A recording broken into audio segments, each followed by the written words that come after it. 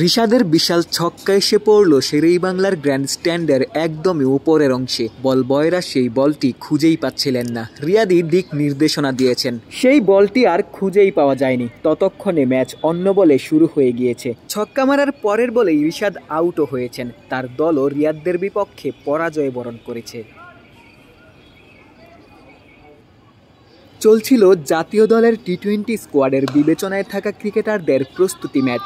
রিয়াদ মুস্তাফিজদের সাথে এইচপির ক্রিকেটাররাও অংশ নিয়েছেন। লম্বা সময় ধরেই সাদা বলের ক্রিকেটারদের অনুশীলন চলছে। উদ্দেশ্য ভারতের বিপক্ষে 3 ম্যাচের টি-20 সিরিজ। রিয়াদ মুস্তাফিজ, তানজিম সাকিব, শরীফুলরা তো রয়েছেনই, এর বাইরেও এইচপির জিসান আলমদের জাতীয় দলের ক্যাম্পে রাখা হয়েছে। আগামী 2 অক্টোবর ভারতের উদ্দেশ্যে সাদা বলের ক্রিকেটাররা দেশ ছেড়ে যাবেন। তার আগেই টি-20 সিরিজের জন্য বাংলাদেশ দলের স্কোয়াড ঘোষণা করা হবে। 1 মাসব্যাপী প্রস্তুতি ক্যাম্পের শেষ দিকে 3টি টি-20 ম্যাচ খেলার কথা ছিল, তবে বৃষ্টির কারণে গেল 2 দিন 2টি ম্যাচই পণ্ড হয়েছে। ম্যাচ সিচুয়েশনে অনুশীলনের সুযোগ পেলেও আজই রিয়াদরা প্রথমবারের মতো ম্যাচ খেলার সুযোগ পেয়েছেন।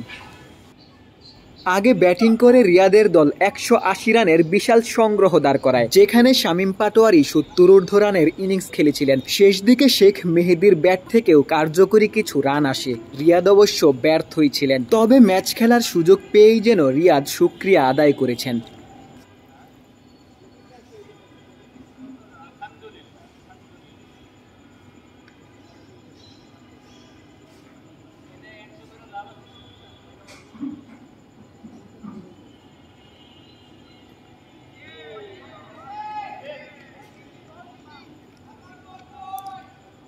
গেল টি-20 বিশ্বকাপেও রিয়াদের ব্যাট কথা বলেনি। সাকিব তো বিশ্বকাপেই নাকি নিজের শেষ টি-20 ম্যাচটাই খেলে ফেলেছেন। বিদায় দিনে জুনিয়র ক্রিকেটারদের টি-20তে সুযোগ দেওয়ার কথাই ঝরেছিল সাকিবের কণ্ঠে। আপাতত টি-20তে সাকিব থেমে গেছেন। রিয়াদ কোথায় থামবেন কে জানে।